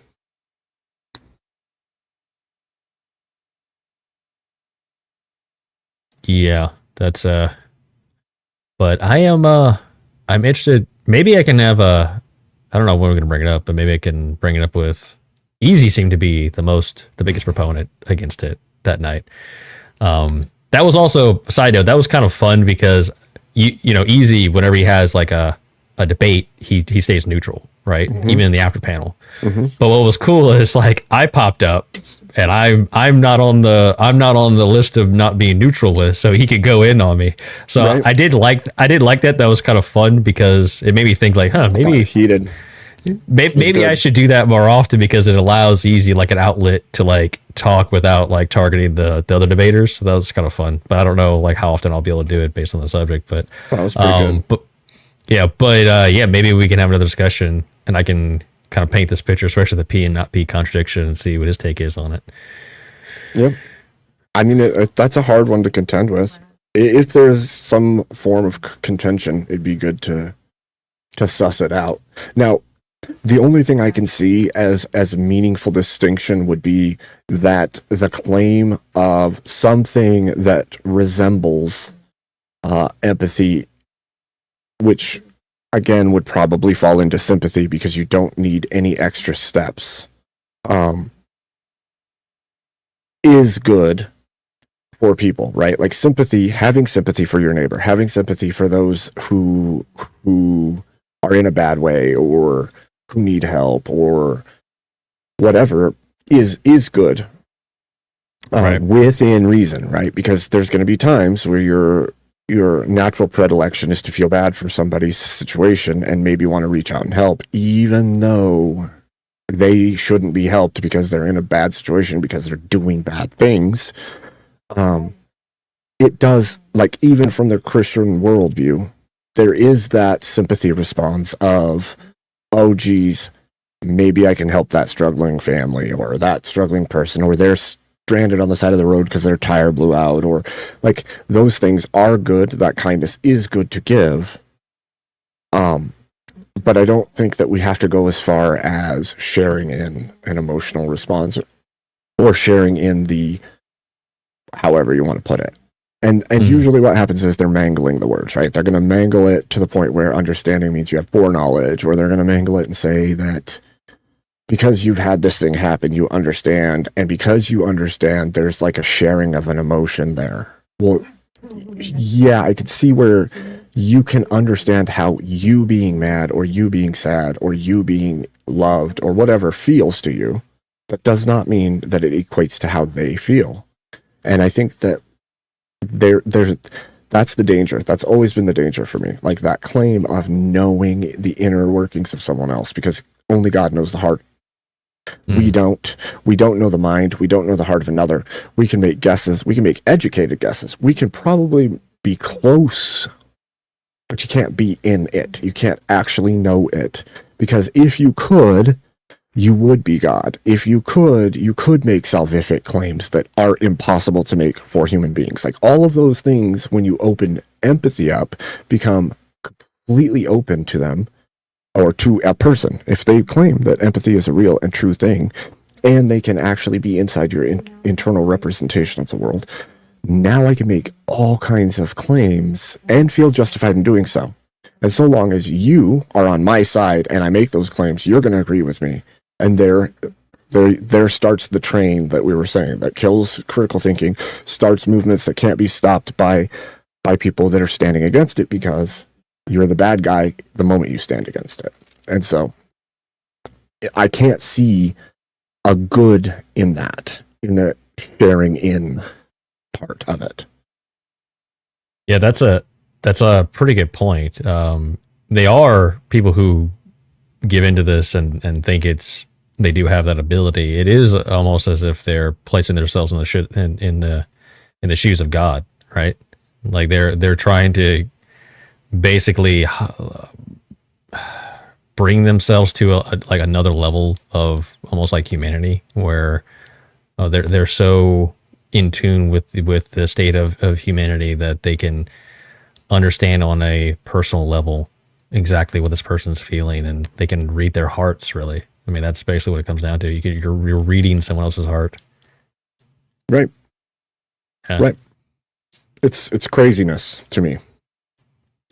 And of course there's the whole, I think this is what was coming up during the debate, even when they were arguing with you after the fact.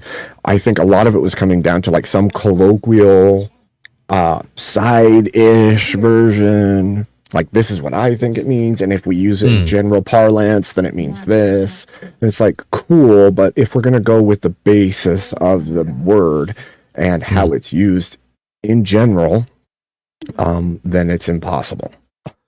I don't know how else to say that. Yeah, well, that was kind of what I was discussing earlier. I do think that's the only route they can take, is to delude the word to something lower than what it was originally, or even like currently being used as, in order to make it fit. But then once again, if you take that approach, you're just in the grounds of there's other words that describe that far better.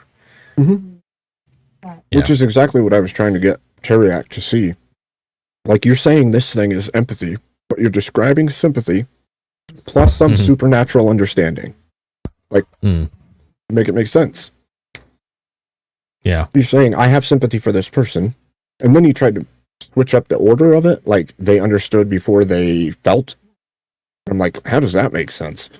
You didn't have a reason to seek to understand, but you just understood, and then you made...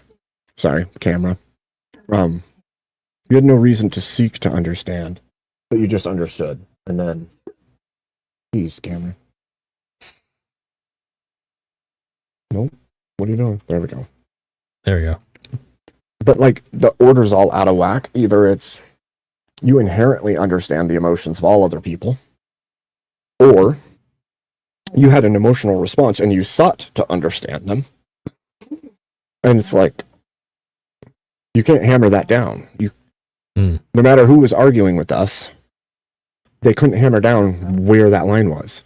And then that one guy kept coming in and saying, no, there's an empathetic response, not a sympathetic response. There's no sympathetic response. Yeah. Bullshit. The sympathetic response is literally fight, flight, freeze, run, right? So, like, that is your sympathetic nervous system, your sympathetic response. Empathetic has nothing to do with, like, how your nervous system reacts to a situation. And I was, like, trying to explain that there's a nervous system reaction before most things that spurs what comes next. And empathy is a thought thing inside your head, if it exists at all, because you're saying it's understanding. Understanding can't come from your sympathetic nervous system. The only thing that can come from there is your basic human level instinct type things. So explain to me how you have an empathy response before you ever have a sympathetic response. That sounds like the biggest Looney Tune bullshit I've ever heard in my life.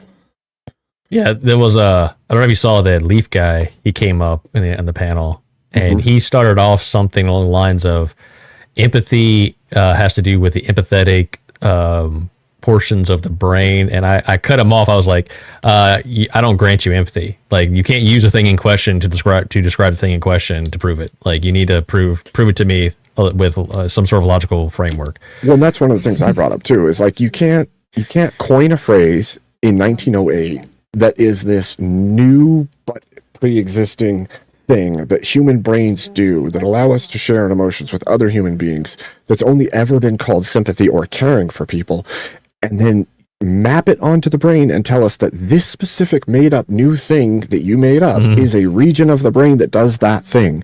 You also you coined the phrase, then you mapped a brain, and then you overlaid this thing and called a region of the brain that thing. Right. Yeah. Sorry, I don't think so. It's like, okay, well, what would have been called before the word was, coined?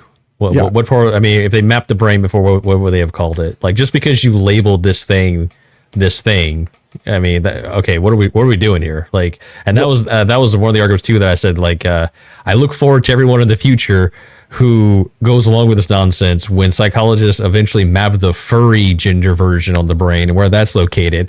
I look forward to everyone being on board and just like accepting it, because apparently just because they map it, that thing means it's true. Well, it has to do with all of that, right? Because psychology has pulled the wool over everyone's eyes repeatedly, right? They go, oh, there's a region of the brain for this, and there's a region of the brain for that, and they're born like this, and they're born like that, and none of that's ever been proven. There's been guesses made and then publicized as if it was true, and then never proven. And you still hear people running around saying, well, there's a region in the brain that we're pretty sure has been mapped out to show if you are attracted to the same sex as you. No, there's not. There just isn't. But they keep saying it. It's still a thing. It's been said since I was growing up, and somehow it's still a thing in the popular zeitgeist of the world, but there's no proof of that.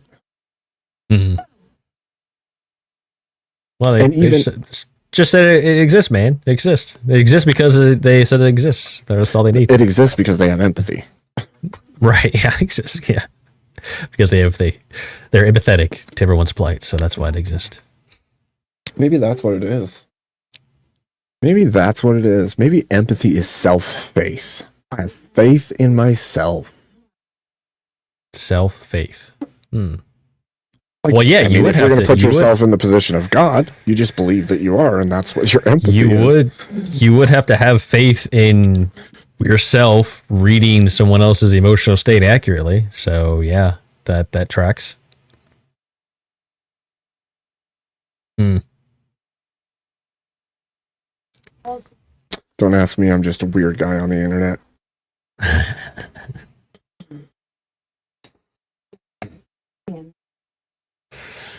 I'm surprised nobody jumped up when I threw that link out. But that's okay. Scared, man. They're scared. They don't want to face. They don't want to lose the word, man. They need it. They don't want us to take it from them. Yeah, don't take my empathy away. It's all I have. Yeah, it's like, why is it such a hot thing? Like a hot button issue. Like, you can't say you have sympathy for somebody because that's bad. But if you say you have empathy for them, it's inherently good somehow. Yeah, from this whole thing. What I've realized is people have this almost negative connotation to the word sympathy. Like it's not good enough. It's not good enough. You're sympathetic. You garbage. You should be empathetic. Yeah, it's so weird, dude. What? Yeah. It's so weird. I don't get that, but oh well. Well, I would just challenge people to look at the two definitions and ask yourself which one makes sense. Well, I like the as I said, there's tons of different versions of the definition for empathy, but I do like that if you go in the Webster version, it has the descriptors at the top, but then it has like a summary at the bottom where it just talks about sharing it basically gives you what you find on Google. So I think that block is a good, I guess you could say, definition to work off of when discussing with people, because they're more willing to go along with that. But the problem is, like I said, going back to all this other stuff we were talking about, it does have that key word there, sharing in the feelings of others. Well, and you could plug this in with like a large language model. As much as I don't like them sometimes, they're good for honing certain arguments and breaking down whether or not there's consistency. If you take it and you just ask it, what is empathy? It's going to give you what we say empathy is, right? Right. That there's a definition and that it's widely accepted and that psychology says it's a thing and that people generally accept that it's true. But if you continue after that and keep breaking it down to whether or not this is true or false, right? True or false, people can share in their emotional states and then keep going down from there. Is it the exact same emotion or are they feeling individual emotions and then equating them as the same emotion? You know, and when you get to the baseline of all of it, it's broken. It isn't real. It can't be a thing. And so it's just I do. I actually do that a lot. It's just human gobbledygook. What it is it makes us feel good. It makes us feel good to think that other people can feel emotions with us at the same time. And also at the same time, the person who claims to have the sympathy or the empathy is also virtuous because of it. So there's this self-feeding dopamine loop of, because I have empathy, I'm a good person. And then the person who's receiving it feels like they have somebody on their side. And it's just like I don't know. I actually do that quite often. I'll set up like either Chat GPT or something, and I'll argue with it.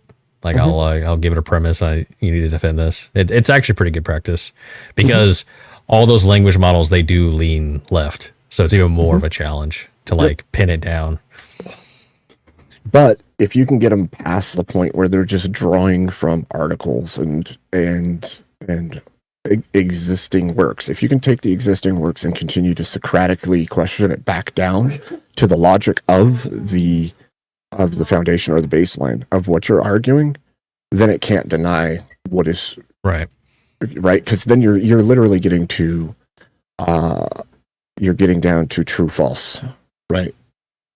At some point it's all true false, and maybe it's not true false for the entirety of the argument. There could be like 25 true false questions at the baseline, but those are all going to continue to reduce down until you find out, is this claim overall true or overall false? And I don't know. Yeah. A fun one to debate is evolution. Like to debate a large language model on evolution is pretty fun. It is. I think that's like whenever I flesh this one out, I think that might be the next thing I go into. I think that one's a fun one to debate. The same kind of nearly religious zealotry to the defense of it. It's got more than this one does, I would say, in my estimation, and more anger and rage pinned to it as well. But it's a similar thing, isn't it? It's the same kind of feel. Yeah. You're just asking questions to justify these, frameworks and logical trains of thought. Like how do we get, what is this? Why do you think this? But the evolution, they on that one, it is a very visceral reaction. Like, cause once again, it's so embedded in so many people where they just take it as a matter of fact. They just assume it's correct because enough people have written about it in books. So I would agree with this statement, Red Door Woman. I think I've been saying it for a long time, and I've believed it for a very long time because it just doesn't actually. I didn't know he said foundation. That's really interesting. He said, "Look, man, we got Charlie Kirk on our side, man. He even believed. He even knew what was up. It's just There you go. It just, I don't know, man. It feels like, as much as it sounds really stupid, it just feels like a psyop, and not like a concerted effort by a secret group or anything. Just like it was useful to manipulate, and it just continues to propagate because it's useful. Yeah. I would call it like propaganda. I think it falls more to the propaganda than a psyop, but I do get what you mean by that. It does have that vibe to it. Yeah, definitely. Well, man, I don't know. I guess no one's going to come up and take down my argument. So Yeah. It's all good. I'm tired as shit anyway. I know you are too, probably. So yeah, I've had a long day, but I really wanted to have a discussion, and I thank you for having it. This has been great. Yeah. Like I said, just chatting with you has strengthened it even more. So I got more ammo, and I think this is going to be great the next time, Mike. And maybe I will try to line up a debate. It'll probably be the first one that the poll makes me, they vote against me and I lose. But so be it. I don't care as long as I get the argument out there. I had to get off right after I did the open panel part, but I never saw if there was a poll that night or not. And usually I think he does one, but I didn't see one, so I don't know if I did well or not. I didn't see one, but to be fair, I was too busy fighting 6 people. So that's true. True. So there might have been one. I don't remember seeing one. So dude, it just got to the point where it got more and more and more heated, and I'm like, I'm actually tired, and it's hard to get a word in edgewise, so I'm just gonna fly. So yeah, completely understandable. Yeah, completely understandable. Yeah, especially being so outnumbered. I was thinking like you were. I thought when they came up there, I thought it was going to be like, a handful of people an hour, some sort of divide, but no, not at all. The problem, I think part of the problem is when you look at the idea, like at a cursory glance, right? Not actually digging into it. If you look at it just as at a glance, empathy seems like it would be good. It would be helpful. It would be good for building community and all of these things. But honestly, if you're going to say that, then it's like the epitome of collectivism. It's the epitome of socialism or communism, because then you have this bonding agent that is this thing that everybody has to go along with. And so, yes, as a Christian, you could look at that and be like, yeah, well, obviously we should care about people, but that's not what the statement is, right? If the statement was caring for other people has no part in building a society, I would completely disagree. But that's not what the statement is. The shared emotional connection, that thing right there, is like the way to force people to communalize. Like, one of us, like literally, it's to me, it's like the building blocks of the conformity, fit in, be a part of the greater thing. Like, it's the Borg, man. Yeah, actually, now that I think about it, I don't know if there's really any other term or framework like empathy in today's day and age that kind of seeks to unify like everyone, like on like, like especially on the left, to where it's like this high standard of moral grandstanding thing, right? Because you have all these different things that pop up, BLM and all this other stuff, all these other different movements and things, right? Not everyone tends to be on board with that, but I can't think of anyone that would be like left leaning that would say empathy is bad, right? Or they don't like empathy, right? It's like this, it does, to your point, it does seem like this overall congealing movement of sorts to say, oh, if you're an empathetic person, then you're a good person. If you're not, then you're probably a right-wing crazy person, or something like that. Right. Yeah. Right, and that's exactly what would happen. That's exactly where it would go. It would go, because you're right-leaning, because you're Christian, you don't believe that you should care about other people, which is so ridiculous of a claim in the first place. Like, love my neighbor as myself is something I actually totally believe and should be held to. And that doesn't mean I need to be in their emotional state. In fact, I will do better helping them if I'm not in the emotions they're in, because I'll make better judgments, better choices, because I'm not depressed because they're depressed. I'm not angry because they're angry. I'm not sad because they're sad. I'm clear-eyed from the outside going, this is a really sucky situation. What can we do? And help people work through it rather than be stuck in it with them. In some That's a solid point. Yeah, way. I like that. Yeah, that is a solid point. Yeah, because when you have a crisis, you don't want the guy that is feeling the same emotional panic that everyone else is. You want the guy that's calm, cool, and collected to make a decision to get you out of that situation. Yep. And then, so that is a weird contradiction, right? It's like, oh, the guy helping would be good, but then you in the same turn, you would almost have to demonize him for not being empathetic. You know why? You know why? Because it's feminine. It is feminine, isn't Because it? you Yeah, don't want it to is very fix the feminine. thing. You just want to be in it with them. You just want to be. Yeah. I don't want you to fix it. I just want you to hear me. I just Mm. want you to feel it with me.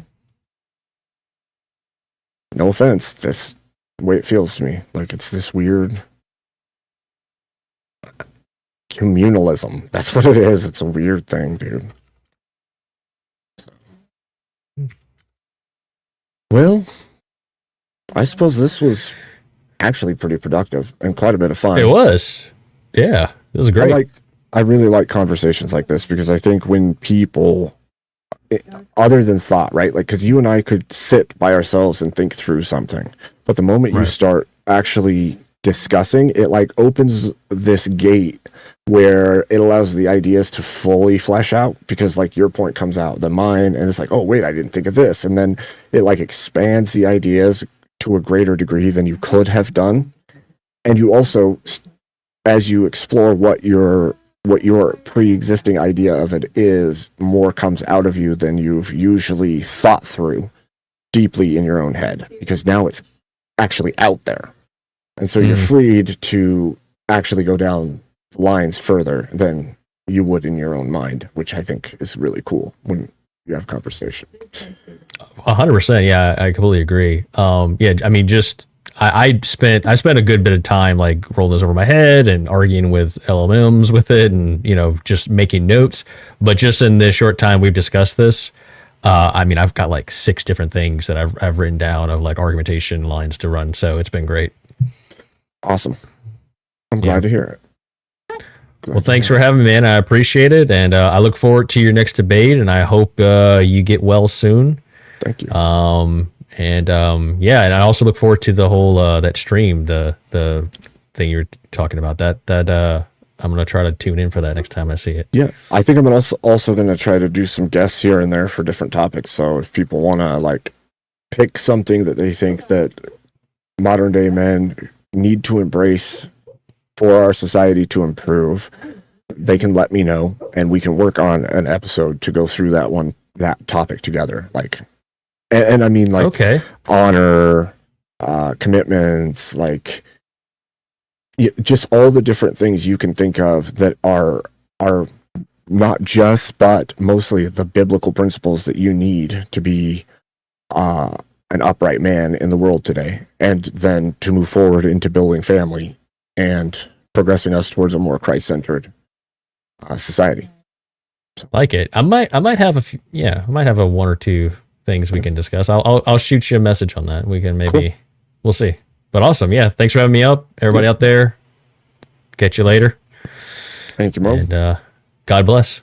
God bless you. Have a wonderful evening.